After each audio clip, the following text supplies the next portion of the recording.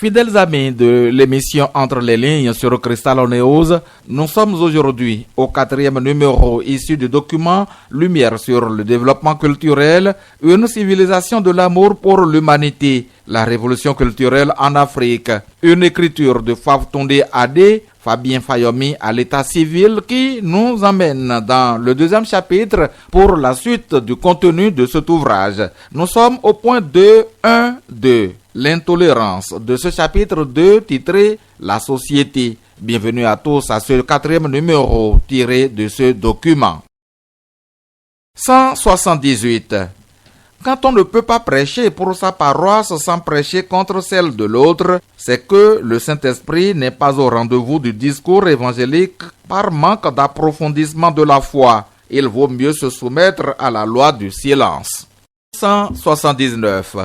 Ce sont les faux préjugés et les jugements téméraires qui en résultent, qui allument et alimentent les guerres des religions. Or, qui dit préjugés et jugements téméraires dit absence de lumière et de vérité.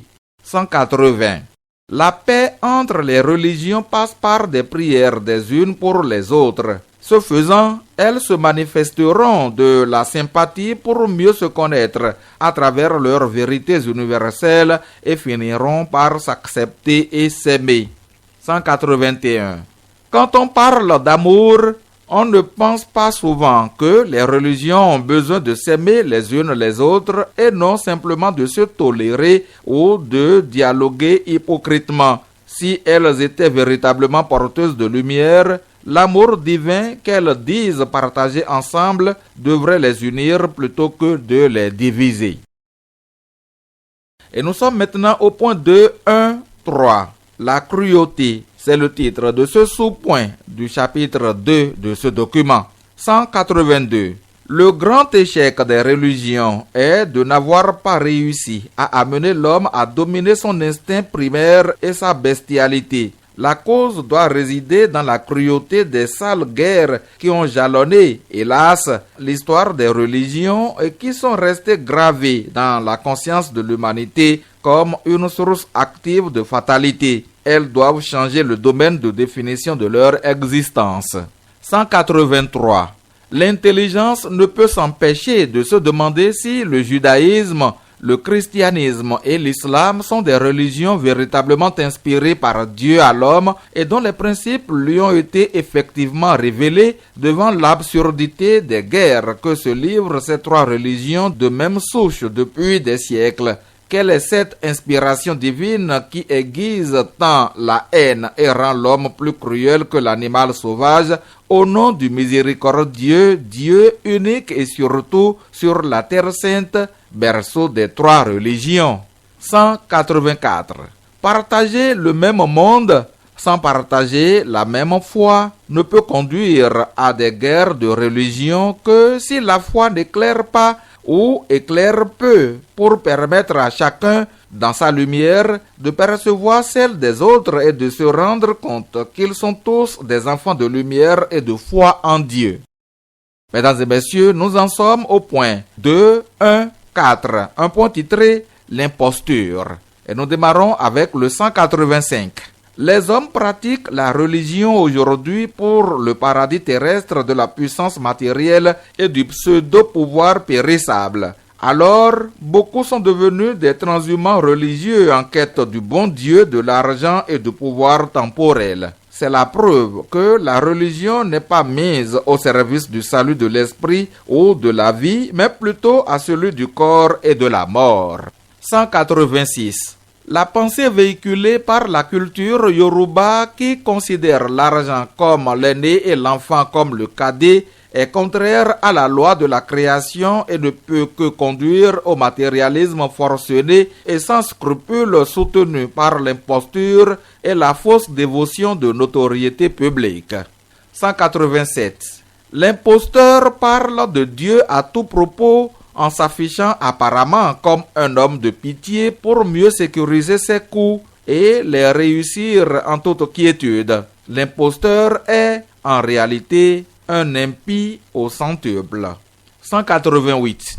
En vérité, la religion est merveilleuse. c'est le système religieux qui est pernicieux et dangereux à cause de l'ignorance et de l'égoïsme des hommes trop attachés à vivre la dimension animale de leurs conditions existentielles. 189.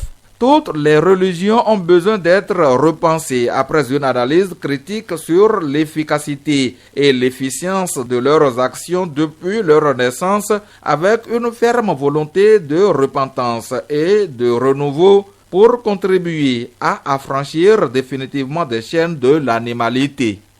Mesdames et messieurs, nous en sommes au point 2.2 de ce chapitre 2 du document. L'école, le savoir, la connaissance, l'académisme, la jeunesse et le comportement social. C'est le titre de ce point 2.2. Et nous démarrons avec le 2.2.1, titré L'école. 190. L'école occidentale est une école de domination du monde par les Occidentaux et l'acquisition de son savoir par les Africains ne peut que conduire les produits qui en résultent à opprimer les populations analphabètes en particulier et le peuple en général. 191. Ce sont de hautes aspirations et de nobles ambitions qui accouchent de beaux esprits. Une société qui aspire à l'évolution et au développement doit servir de terrain d'incubation à leur éclosion à travers une école authentique. 192. S'il y a des écoles en Afrique, l'Afrique n'a pas d'école. L'inefficacité des enseignements scolaires et universitaires réside à ce niveau car l'école n'est pas vecteur d'identité culturelle. 193. Il n'y aura pas d'école africaine véritable sans la prise en compte, dans l'enseignement, des valeurs traditionnelles structurantes de la société qui sont différentes des valeurs civiques et morales universelles. 194. En dehors des valeurs traditionnelles, l'école prendra aussi en compte la méditation orientale pour donner à l'Africain plus d'intériorité pour l'approfondissement entravé de la réflexion par la chaleur intense du soleil. 195. À chaque climat, sa culture et son école. La spécificité est la règle, l'universalité est l'exception. 196. La mauvaise performance des écoles en Afrique montre qu'elles sont simplement artificielles et leurs produits ne peuvent servir à résoudre les problèmes sociaux réels. Mesdames et messieurs, nous arrivons au sous-point 2.2.2. Le savoir et la connaissance. C'est le titre de ce sous-point 2.2.2. 197. Le savoir occidental, rationnel et expérimental n'a produit de bons résultats en dehors de l'Occident que dans les régions ayant un climat semblable avec les 4 saisons identiques à celles de l'Europe. Mais les cultures du milieu sont restées presque intactes. 198. Comme pour les appareils et les machines, le savoir occidental a besoin d'être tropicalisé pour fonctionner en Afrique, surtout dans le domaine des sciences sociales. 199. Malgré les progrès prodigieux de la science, l'homme demeure un grand mystère pour lui-même parce que celle-ci est impuissante et désarmée devant le supra-rationnel qu'est l'être profond. 200. En définitive, l'ignorance ou la méconnaissance des lois fondamentales, spirituelles s'entend et par conséquent leur violation massive constitue la source essentielle de la souffrance et de la misère dans lesquelles l'humanité s'est fourrée elle-même. 201. Le monde est partagé entre 2 connaissances, la petite et la grande. La petite connaissance ou savoir est livresque, documentée et spéculative essentiellement. La grande, souveraine, est fondamentalement inspirée. C'est la grande connaissance de source divine mystique qui fait d'un homme un merveilleux esprit doté de pouvoir véritable. 202. C'est la grande connaissance qui a façonné les bâtisseurs du monde. 203. On n'accède pas au grade de savant sans toucher à la mystique de la connaissance, à la divination, ne serait-ce qu'un tout petit peu. C'est ce qui met la conscience au service de la science pour l'humaniser. 204. Les idées qui ont éclairé et guidé les développeurs occidentaux des siècles passés ne provenaient pas de spécialistes pointus ou étroits. Elles provenaient d'intellectuels dotés de la connaissance plutôt inspirés que documentés, à la fois philosophes, sociologues, psychologues, économistes, juristes, mathématiciens, physiciens, voire médecins alimentés par la sève nourricière de leurs valeurs culturelles endogènes. La plupart d'entre eux étaient des maîtres et des mystiques qui ont compris qu'il faut se libérer du connu et s'enfoncer dans les profondeurs de l'univers de la connaissance pour trouver les recettes idoines du développement y enfouies. 205. Pour sauver l'Afrique, les intellectuels et les cadres doivent accéder à la grande connaissance avec le recours aux valeurs traditionnelles pour leur appropriation réelle. 2.2.3 à présent, l'académisme. L'anxiété qui caractérise l'état d'esprit des élèves et étudiants à l'approche des examens et ce, par rapport aux résultats catastrophiques des fins d'année, ne peut que favoriser la tricherie compte tenu du coût élevé actuel de l'éducation au Bénin face à la pauvreté grandissante des populations. Le Bénin doit sortir de l'école de la débrouille, où la fin justifie les moyens avec la complicité coupable des acteurs à tous les niveaux. Il y a trop de diplômes sans consistance qui déshonorent l'école formelle. 207. Face aux résultats de plus en plus catastrophiques donnés par les examens universitaires depuis quelques années dans l'indifférence quasi générale, on peut se demander dans quel état d'esprit les enseignants et les autorités universitaires les vivent alors qu'ils constituent un cauchemar pour les étudiants et leurs parents. Une simple question de conscience. 208. Lorsqu'on a passé plus d'un quart de siècle de sa vie à étudier et à faire des recherches pour se hisser finalement au sommet de la hiérarchie académique et qu'on n'est pas en mesure de trouver de solution aux problèmes de développement de son pays, il faut avoir l'humilité de reconnaître que le jeu n'en vaut plus la chandelle, de provoquer une révolution culturelle de l'école et arrêter la fuite en avant suicidaire. 209. Il est dommage que les enseignants observent des mouvements répétés de grève, justifiés du reste uniquement pour leurs intérêts personnels, notamment financiers, alors que la mauvaise qualité du système éducatif aurait dû les y pousser encore davantage pour mettre les gouvernants devant leurs responsabilités. Ne le faisant pas, ils sont complices ou co-responsables de l'effondrement du système éducatif et ne devraient plus se prévaloir d'une quelconque valeur intrinsèque ne pouvant échapper à l'adage qui dit « tel maître, tel élève ». Nous en sommes, mesdames et messieurs, au point 2.2.4. La jeunesse, c'est le titre de ce point 2.2.4. Et nous suivons avec le 210. Pressés de se réaliser matériellement, les jeunes brûlent les étapes et deviennent vieux avant d'être adultes, laissant derrière eux les armes dont ils ont besoin pour être matures et mener le vrai combat de leur vie. Ce faisant, ils deviennent dangereux pour eux-mêmes et pour la nation.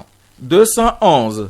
Les jeunes qui mettent leur vie au service d'adultes minuscules d'esprit et cupides ne grandiront jamais. Ils vieilliront dans la décrépitude et le nanisme intérieur. 212. En vérité, il n'est de jeunesse que d'esprit de sacrifice et d'ambition de grandeur. Il n'est de jeunesse que de défis d'éternité pour entrer dans l'histoire et la gloire. 213. La jeunesse qui n'a pas de modèle devant elle doit se rendre compte par elle-même qu'elle devra en produire en son propre sein. C'est la seule façon pour elle de réussir là où les aînés ont échoué. 214. L'Afrique a besoin de toute urgence d'une jeunesse d'esprit pour injecter des idées nouvelles et novatrices dans sa société en décrépitude et agonisante. Et nous sommes à présent au sous-point 2.2.5, le comportement social. Et nous lisons à partir de 215. Si la prostitution est effectivement le plus vieux métier du monde, alors l'humanité était mal partie sur le plan social et du travail. 216. Le travail ne libère pas seulement l'homme, il l'édifie et le rapproche du tout travail qu'est Dieu pour faire l'expérience de l'humanité et de la grandeur. 217. Comme qui s'assemble se ressemble, la tête ne peut pas être tout de blanc, le tronc et les membres tout de noir. C'est de la monstruosité. 218. L'excellence n'est pas à la portée de l'opulence, car celle-ci conduit à la folie des grandeurs et au mépris des faibles. 219. La vérité n'a pas souvent de sponsor parce qu'elle n'enrichit pas matériellement, mais c'est la seule navette divine à la disposition des hommes pour les ramener au bercail. 220. Sans les imbéciles, les génies ne peuvent se faire un nom dans la société. Ils sont donc utiles et méritent leur place. L'essentiel est qu'ils ne soient pas des endurcis irrécupérables. 221. C'est la paresse intellectuelle générée en eux par le caractère artificiel du savoir occidental reçu qui pousse les intellectuels africains à n'être à l'aise que dans le bavardage stérile. En vérité, leur connaissance, qui ne bénéficie pas de la sève nourricière des valeurs traditionnelles, les rendent tout simplement impuissants face aux problèmes réels du continent. L'Afrique demeure un point d'interrogation, mais les Africains n'arrivent pas à poser les vraies questions pour trouver les bonnes réponses. Et nous en sommes, mesdames et messieurs, au point 2-3 du chapitre 2. Le droit, le devoir, la justice, l'équité, le principe de l'équilibre, le droit de propriété. Voilà comment est titré ce point 2-3, que nous lisons à partir du sous-point 2-3-1. Le droit et le devoir. 222. Le droit suit le chemin tracé par le devoir. Si personne n'assume son devoir, tout le monde sera privé de droit. C'est pourquoi un état de droit est avant tout un état de droiture et de rectitude, sans lesquels il ne peut y avoir ni justice ni équité. 2.3.2. La justice et l'équité. 223. Sans être contre l'existence d'une haute cour de justice, elle pose cependant la question de l'égalité des citoyens devant la loi qui n'est pas à négliger. Elle fait des dirigeants, même mafieux, de super citoyens, ce qui risque de rendre cette cour hautement plus corrompue que les juridictions ordinaires. 224. L'inégalité sociale créée par la richesse et le pouvoir a fait de la justice un instrument de persécution des faibles et un rempart de protection des forts. 225. Même si les magistrats des institutions et ceux des juridictions ne sont pas directement placés sous les ordres du président de la République, ils le sont de fait parce qu'il est le premier magistrat du pays, ce qui constitue la problématique inextricable de l'indépendance de la justice en Afrique. 226. Pour assurer efficacement l'équité et l'égalité de tous devant la loi, la justice a, sans nul doute, besoin d'être indépendante de toutes les autres institutions de la République. Mais pour y parvenir, elle doit souscrire impérativement à un triple détachement. Le détachement de l'argent, le détachement du sexe et des plaisirs des sens, le détachement des faveurs et ambitions malsaines, notamment politiciennes. Et nous en sommes, mesdames et messieurs, au sous-point 2.3.3. Le principe de l'équilibre. La comptabilité à partie double est révélatrice du mystère de la loi naturelle de l'équilibre, de la compensation ou du karma qui gouverne, entre autres, la vie des hommes et de leurs institutions. Aussi, qui maîtrise le mécanisme de cette comptabilité pour s'en inspirer pour mener une vie équilibrée et harmonieuse. En effet, à tout total actif doit correspondre, dans un même bilan, en valeur compensatrice, un total passif donné pour le solder globalement. De même, tout mouvement de débit de compte doit être compensé en valeur globale égale par 1 ou des mouvements de crédit pour solde. 228. La loi de l'équilibre ou de la compensation de Dieu s'oppose formellement à l'accumulation des richesses matérielles et des pouvoirs individuels, source de tous les crimes, cruautés et atrocités qui compromettent l'accomplissement de la destinée humaine sur la terre. 229. Le principe divin de la compensation ou de l'équilibre est destiné à assurer la justice et l'équité sur terre avec la juste rétribution des efforts de chacun dans la solidarité agissante. Le droit de propriété, avec l'égocentrisme qui l'accompagne, constitue le vrai obstacle à l'application de ce principe par l'homme et un grand péril pour l'humanité. Et nous arrivons au sous-point 2, 3, 4, le droit de propriété. 230. Le droit de propriété ne devrait pas permettre, au sein d'une communauté, à un individu, personne physique ou morale, d'accumuler des richesses matérielles et des pouvoirs au-delà d'une certaine limite. Ce faisant, il porte nécessairement atteinte aux droits des autres membres de la communauté. En tout état de cause, l'accumulation excessive des richesses est contraire au principe divin et ne peut pas se produire dans un état de droiture et de rectitude qui se préoccupe de la répartition équitable des richesses nationales. Celui-ci ne peut permettre l'exercice du droit de propriété que dans les limites du moralement acceptable et du socialement équitable. 231. Sur le plan divin, tous les hommes sont copropriétaires, à parts équitables, de toutes les richesses de la terre et, en réalité, chacun n'a qu'un droit d'usage sur sa part et dans les limites de ses besoins effectifs pour permettre à l'État d'organiser assez aisément la solidarité nationale qui mérite de faire l'objet d'une loi. Ceci a l'avantage inestimable de permettre à chaque individu en tant que futur citoyen du monde d'en haut de mener le vrai combat de sa vie terrestre, celui de son accomplissement en Dieu, en se libérant des chaînes matérielles et des désirs des sens de ce bas monde. Nous arrivons au point 2, 4 de ce chapitre. Les crises sociales, c'est le titre de ce point 2, 4. Nous lisons le 232.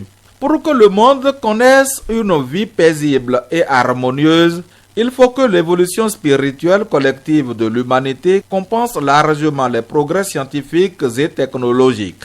233.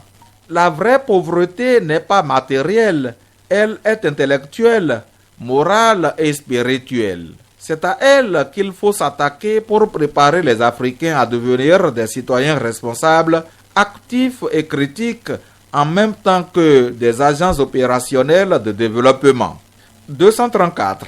Sur le plan économique et social, l'argent est le bien des biens, mais également le mal des maux. L'immense appauvrissement spirituel qui l'accompagne fait de son accumulation la source de toutes les malédictions humaines et catastrophes sociales sur terre. 235.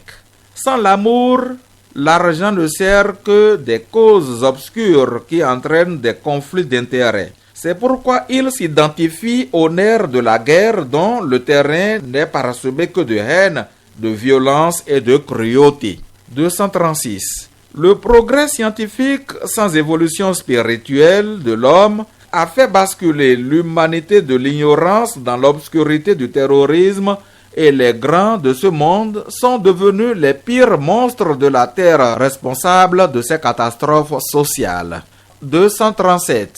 Les Béninois auront beau protester et grogner au quotidien tant qu'ils n'auront pas évolué en conscience pour manifester individuellement et collectivement des beautés intérieures, il sera difficile aux gouvernants de réaliser les aspirations du peuple. 238. L'amour est le vecteur de la paix, mais comme il ne coûte rien en tant que don de Dieu, il fait moins la préoccupation de l'homme que l'argent qui l'entraîne dans la haine et la bestialité. 239. Si l'humanité n'œuvre pas pour l'éradication de la guerre, l'image de Dieu finira par disparaître de la surface de la terre et ce sera la loi de la jungle. Seulement, Dieu ne le permettra pas et les hommes devront se préparer à en payer le prix. 240. L'homme n'a aucune raison vitale de tuer son prochain dès lors qu'il s'est interdit d'en consommer la chair. Pourquoi alors la culture de la tuerie? 241. L'humanité se trouve aujourd'hui au sommet de la cruauté et de la barbarie et sa conscience devrait en être profondément troublée car elle a chuté en dessous de l'animalité et de la sauvagerie. 242. L'amour des intérêts matériels tue l'amour de Dieu et de l'homme et ramène la société humaine à un regroupement d'objets animés sans état d'âme, en coexistence conflictuelle permanente alimentée par l'indifférence, l'intolérance et la haine. 243. L'homme a une double identité physique et spirituelle. C'est la dernière, la véritable, qui peut l'aider à réaliser une société authentiquement humaine. 244. Pour sortir le monde de ces crises majeures qui l'endeuillent et le plongent dans la détresse et la désolation, il faut changer le monde. Pour changer le monde, il importe de changer la vie. La paix mondiale résultera de l'engagement de chacun dans le combat singulier et salvateur de son ascension spirituelle et de son accomplissement en Dieu. C'est cela qui apportera le changement. Et en attendant ce changement, mesdames et messieurs, nous arrivons au thème de ce 4e numéro de votre magazine Entre les lignes, un numéro tiré du document Lumière sur le développement culturel, une écriture de Faftonde Adé, Fabien Fayomi à l'état civil. Patrice Avala, retrouvez-moi au prochain numéro, le 5e tiré de ce même document. Portez-vous bien sur www.crystal-news.bj. À très vite dans Entre les lignes sur Crystal News, sur Crystal News, sur Crystal News, sur Crystal